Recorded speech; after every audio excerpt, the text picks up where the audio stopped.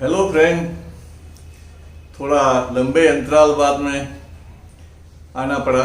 इसके लिए मैं सभी मेरे मित्रों से सॉरी मांगता हूँ। तो हम पहले वाइल्ड लाइफ मैनेजमेंट के संबंध में बात कर रहे थे। तो वाइल्ड लाइफ मैनेजमेंट का सबसे पहला मैनेजमेंट होता है वो वाइल्ड लाइफ के हैबिटेट के प्रोटेक्शन का होता है। वो उसकी हैबिटेट प्रोटेक्टेड होगी तो वाइल्ड लाइफ की हैबिट भी, जो उनका बिहेवियर है वो भी प्रोटेक्ट होगा। तो हैबिटेट के प्रोटेक्शन के संबंध में जो वाइल्ड लाइफ प्रोटेक्शन एक्ट 1972 में दिए गए प्रावधान, जिसमें सेंचुरी का डिक्लेरेशन और मैनेजमेंट, नेशनल पार्क का डिक्लेरेशन और मैनेजमेंट के बारे में हमने आपसे पिछले वीडियोस में चर्चा की थी। अब आते हैं कंजर्वेशन रिजर्व के मामले में। वर्ष 2003 में वाइल्ड लाइफ प्रोटेक्शन एक्ट 1972 में कंजर्वेशन रिजर्व का प्रोविजन सेक्शन 36A में ऐड किया गया है। अब ये कंजर्वेशन रिजर्व क्या होते हैं? तो सेक्शन 36A के तहत मैनेजमेंट और डिक्लेरेशन ऑफ कंजर्वेशन रिजर्व के प्रावधान अंकित किए हुए हैं।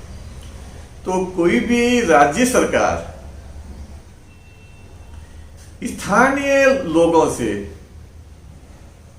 सलाह करके किसी भी सरकारी भूमि जो किसी नेशनल पार्क या सेंचुरी के नजदीक हो, वह एक प्रोटेक्टेड एरिया को दूसरे प्रोटेक्टेड एरिया को जोड़ने वाली भूमि हो, और जो सरकार की भूमि हो, सरकार के अधीन भूमि हो, यानी सरकारी स्वामित्व वाली भूमि हो, उसको राज्य सरकार as a conservation reserve declare करती है। क्यों डिक्लेयर करती है? कि वहां की लैंडस्केप या समुद्र है तो सीस्केप, वहां के फ्लोरा और वहां के फौना को प्रोटेक्शन देने के लिए यह कंजर्वेशन रिजर्व डिक्लेयर कर सकती है। तो इसमें 4-5 चीजें हैं। पहली चीज, कंजर्वेशन रिजर्व डिक्लेयर कौन कर सकते हैं? तो स्टेट गवर्नमेंट कर सकती है। क्यों करती है? कि उस भूमि की लैंडस्केप, फ्लोरा, फौना को प्रोटेक्शन देने के लिए। कैसी भूमि को डिक्लेयर कर सकते हैं?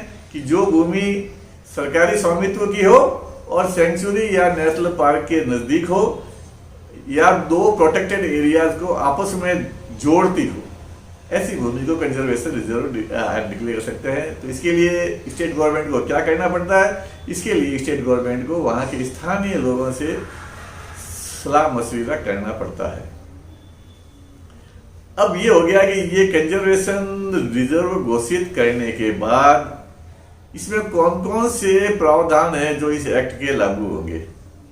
तो सबसे पहला प्रावधान तो सेक्शन 18 का सब सेक्शन 2 लागू होगा। सेक्शन 27 का सब सेक्शन 2, 3, 4 लागू होगा। सेक्शन 30 लागू होगा। सेक्शन 32 लागू होगा और सेक्शन 33 का क्लॉज B और C लागू होगा। ये ऐसे लागू होंगे जैसे ये किसी सेंचुरी के ऊपर लागू होते हैं। यानी कि ये सेक्शन जो मैंने बताया है ये सेंचुरी के संबंध में है, और ये सेक्शन कंजर्वेशन रिजर्व पर ही लागू होंगे। तो कंजर्वेशन रिजर्व पे कौन कौन से सेक्शन लागू नहीं होते हैं जो सेंचुरी में लागू होते हैं? तो सीधी सी बात है, सेक्शन 18 का सब सेक्शन 1, क्योंकि 18 के सब सेक्शन 1 में सेंचुरी डिक्लेयर करने का वो लिखा हुआ है, इसलिए वो लागू नहीं होगा। फिर सेक्शन 27 का सब सेक्शन 1, सेक्शन 27 के सब सेक्शन A में सेंचुरी में एंट्री करने को प्रतिबंधित किया गया है, वह सेक्शन कंजर्वेशन रिजर्व में लागू नहीं होगा। यानी कि कंजर्वेशन रिजर्व में एंट्री किसी व्यक्ति द्वारा प्रवेश करना निषेध नहीं होगा। इसके अलावा सेक्शन 29 लागू नहीं होगा। सबसे महत्वपूर्ण यह है कि अभयारण्य के मामले में सेक्शन 29 बहुत महत्वपूर्ण होता है कि कोई भी व्यक्ति अभयारण्य के फ्लोरा फौना नष्ट नहीं करेगा, वहां के जल प्रवाह को डाइवर्ट नहीं करेगा और वहां की भूमि को नहीं तोड़ेगा। तो जो प्रोटेक्शन के प्रावधान है वो सेक्शन 29 में थे, लेकिन कंजर्वेशन रिजर्व में ये सेक्शन 29 लागू नहीं होता है। यानी कि फ्लोरा फौना लैंडस्केप की जो प्रोटेक्शन वाला सेक्शन है वो कंजर्वेशन रिजर्व में लागू नहीं होता है। ये एक सोचनीय विषय है, क्योंकि कंजर्वेशन रिजर्व को घोषित ही वहां के लैंडस्केप फ्लोरा फौना को प्रोटेक्शन देने के लिए किया जाता है और सेक्शन 29 उसमें लागू नहीं होता है। तो ये इसके ऊपर सभी फॉरेस्ट ऑफिसर्स को सोचना चाहिए और स्टेट गवर्नमेंट और सेंट्रल गवर्नमेंट को इसके बारे में अवगत कराना चाहिए। सेक्शन 30 पूरा लागू हो जाता है, सेक्शन 32 लागू हो जाता है, सेक्शन 31 लागू नहीं होता है। तो और सेक्शन 33 का क्लॉज ए लागू नहीं होता, जिसके अंदर चीफ वाइल्ड लाइफ वार्डन को उसमें प्रोटेक्टेड एरिया में जो है ब्रिज बनाना, बैरियर बनाना या कॉमर्शियल लॉज वगैरह बनाने के संबंध में पावर दिए गए थे। तो वो चीज इसमें है, मना नहीं है, इसलिए पावर नहीं दिए हुए। तो ये चीजें हैं जो कंजर्वेशन रिजर्व में लागू होती है। अब तीसरा आता है कि कंजर्वेशन रिजर्व को मैनेज कैसे किया जाएगा। कंजर्वेशन रिजर्व को मैनेजमेंट करने के लिए स्टेट गवर्नमेंट एक मैनेजमेंट कमेटी का गठन करती है। यह committee chief wild life warden को कंजर्वेशन रिजर्व के मैनेजमेंट के संबंध में सलाह देने का काम करती है। यानी कि चीफ वाइल्ड लाइफ वार्डन को सलाह देने के लिए एक कमेटी बनाई जाती है। वो सलाह देने की कमेटी में कौन कौन मेंबर होंगे, तो एक तो फॉरेस्ट डिपार्टमेंट या वाइल्ड लाइफ डिपार्टमेंट का एक प्रतिनिधि होता है जो उस मैनेजमेंट कमेटी का मेंबर सेक्रेटरी की तरह काम करता है। और उस कंजर्वेशन रिजर्व में जो जो ग्राम पंचायतें हैं उन ग्राम पंचायतों का एक एक प्रतिनिधि उस मैनेजमेंट कमेटी का एक मेंबर होगा।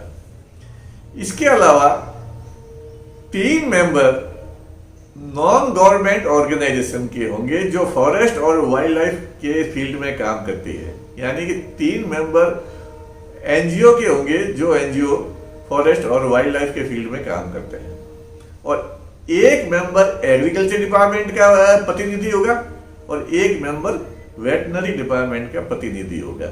इस तरह से ये मैनेजमेंट कमेटी बनेगी और यह मैनेजमेंट कंपनी अपनी कार्य प्रक्रिया का निर्धारण खुद करेगी, जिसमें इनका जो कॉरम है वो उसको भी यही तय करेगी कि भाई कितने मेंबर आएंगे तब ये जो कमेटी अपना कार्य कर सकती है, या वो उसका क्वारम कितने लोगों का होगा वो भी यही कमेटी तय करेगी।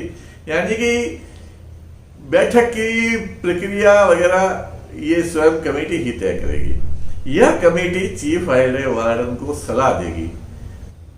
अब एक इसके अंदर सवाल उठता है कि जब कंजर्वेशन रिजर्व में सरकारी भूमि को ही शामिल किया जाता है तो उसको सेंचुरी ही क्यों नहीं कर दिया जाता है। कंजर्वेशन रिजर्व घोषित करने की जरूरत क्या पड़ती है कि 2 प्रोटेक्टेड एरिया के पास में यदि कोई भूमि है और वो वाइल्ड लाइफ के लिए महत्वपूर्ण है या 2 प्रोटेक्टेड एरिया के बीच में कॉरिडोर बनाने के लिए महत्वपूर्ण है, तो उसको उस भूमि को सेंचुरी क्यों नहीं डिक्लेयर कर देते हैं, उसको कंजर्वेशन रिजर्व ही क्यों डिक्लेयर करते हैं। तो इसके अंदर जो मेरे विचार के अनुसार इसको सेंचुरी ही डिक्लेयर करना चाहिए ताकि इस भूमि को प्रोटेक्ट किया जा सके, इसके फ्लोरा फौना हैबिटेट को प्रोटेक्ट किया जा सके, क्योंकि कंजर्वेशन रिजर्व में सेक्शन 29 का प्रावधान लागू नहीं होता है। फिर भी इस सेक्शन 36A के अनुसार कंजर्वेशन रिजर्व केवल प्रोटेक्टेड एरियाज के पास में या उनके बीच में पड़ने वाली भूमि को डिक्लेयर करते हैं। उस भूमि को कंजर्वेशन रिजर्व डिक्लेयर नहीं करना चाहिए जो प्रोटेक्टेड एरिया के पास नहीं हो। यदि कोई वाइल्ड लाइफ पर्पज से यदि सेक्शन 18 के तहत वो भूमि महत्व रखती है तो उसको एज ए सेंचुरी ही डिक्लेयर करना चाहिए। अब हम आते हैं कम्युनिटी रिजर्व पर। तो वाइल्ड लाइफ प्रोटेक्शन एक्ट में वर्ष 2003 में सेक्शन 36C ऐड किया गया है इसके अंदर। तो 36C में कम्युनिटी रिजर्व के संबंध में उसको डिक्लेयर करने के संबंध में प्रावधान दिए गए हैं। तो स्टेट गवर्नमेंट स्थानीय लोगों से सलाह मशविरा करने के बाद में यदि वे लोग अपनी स्वेच्छा से अपनी भूमि या कम्युनिटी भूमि को वाइल्ड लाइफ के प्रोटेक्शन यानी कि लैंडस्केप प्रोटेक्शन, फ्लोरा फौना के प्रोटेक्शन के लिए, उनके कंजर्वेशन के लिए वो उस भूमि को यदि कम्युनिटी रिजर्व घोषित करवाना चाहते हैं तो स्टेट गवर्नमेंट उस भूमि को कम्युनिटी रिजर्व घोषित करती है। अब कंजर्वेशन रिजर्व में तो केवल सरकारी भूमि को कंजर्वेशन रिजर्व घोषित किया जाता है, लेकिन कम्युनिटी रिजर्व में लोगों के स्वेच्छा से वॉलंटियर एग्री होने के बाद उनकी भूमि या कम्युनिटी की भूमि को वाइल्ड लाइफ के कंजर्वेशन के लिए, फ्लोरा फौना लैंडस्केप के प्रोटेक्शन के लिए या ट्रेडिशनल और कल्चरल कंजर्वेशन वैल्यू के लिए उसे कम्युनिटी रिजर्व घोषित कर सकती है। अब कम्युनिटी रिजर्व में कौन कौन से प्रावधान लागू होंगे, तो इसके अंदर भी कंजर्वेशन रिजर्व वाले ही प्रावधान लागू होंगे, जैसे सेक्शन 18 का सेक्शन 2, सेक्शन 27 का सेक्शन 2, 3, 4, सेक्शन 30, सेक्शन 32 और सेक्शन 33 का क्लोज बी और सी वैसे ही लागू होंगे जैसे कि वे किसी अभयारण्य या सेंचुरी के प्रावधानों के तहत लागू होते हैं। तो कम्युनिटी रिजर्व के इस संबंध में प्रावधान भी कंजर्वेशन रिजर्व की तरह ही है। और कम्युनिटी रिजर्व घोषित हो जाने के बाद फिर उस कम्युनिटी रिजर्व का जो लैंड पैटर्न यूज है वह चेंज नहीं होगा, वह चेंज केवल कम्युनिटी रिजर्व मैनेजमेंट के कमेटी के अप्रूवल से ही होता है। तो कम्युनिटी रिजर्व को मैनेज करने के लिए कम्युनिटी रिजर्व मैनेजमेंट कमेटी बनाई जाती है। तो इस कमेटी के अंदर कौन कौन से मेंबर होंगे, इसके अंदर 5 प्रतिनिधि उन ग्राम पंचायतों के होंगे जिनकी भूमि इस कम्युनिटी रिजर्व में शामिल की गई है, और 1 प्रतिनिधि फॉरेस्ट या वाइल्ड लाइफ डिपार्टमेंट का होगा जिसके जुडिशन में वह लैंड आती है। यह कम्युनिटी रिजर्व मैनेजमेंट कमेटी है, वो वहां जो काम करने का लिए मैनेजमेंट प्लान खुद बनाएगी और उसमें काम कैसे किया जाए वे खुद तय करेंगे। इस कमेटी का एक चेयरमैन पसंद होगा जो कमेटी खुद उसको चयनित करेगी।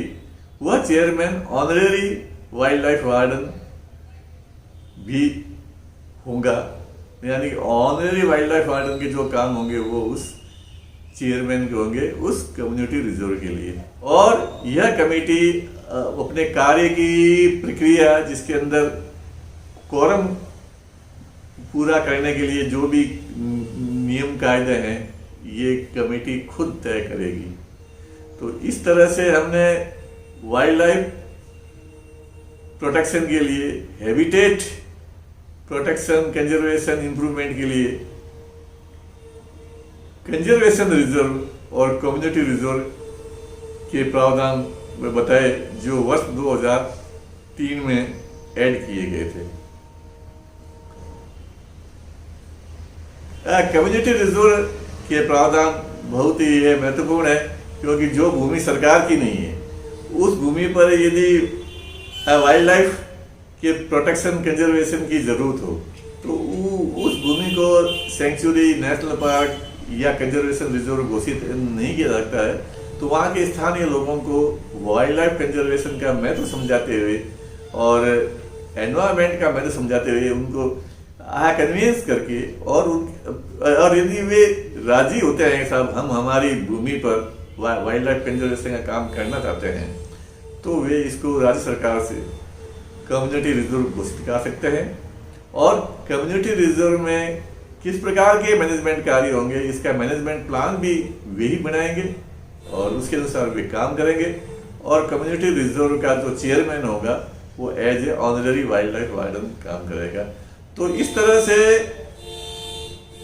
प्राइवेट लैंड जो लोगों की या किसी कम्युनिटी के स्वामित्व की है, उस लैंड में वाइल्ड लाइफ कंजर्वेशन का काम कम्युनिटी रिजर्व से ही करा सकता है। तो यह प्रावधान बहुत अच्छा ऐड किया गया है और इसको फॉलो किया जाना चाहिए। बने रहिए मेरे साथ, और जो लोग मेरे चैनल को सब्सक्राइब नहीं किया है वे सब्सक्राइब करें। अब तक मेरे करीबन 624 सब्सक्राइबर हो गए हैं, इसकी मुझे खुशी है। और वाइल्ड लाइफ और फॉरेस्ट के संबंध में इस चैनल को चलाए हुए 11 महीने से ऊपर हो गए, 12 महीने हो रहे हैं।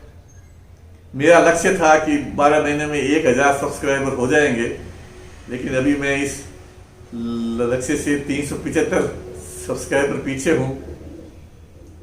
उम्मीद करता हूं इस महीने मेरी 1000 सब्सक्राइबर की संख्या पूरी हो जाएगी। धन्यवाद।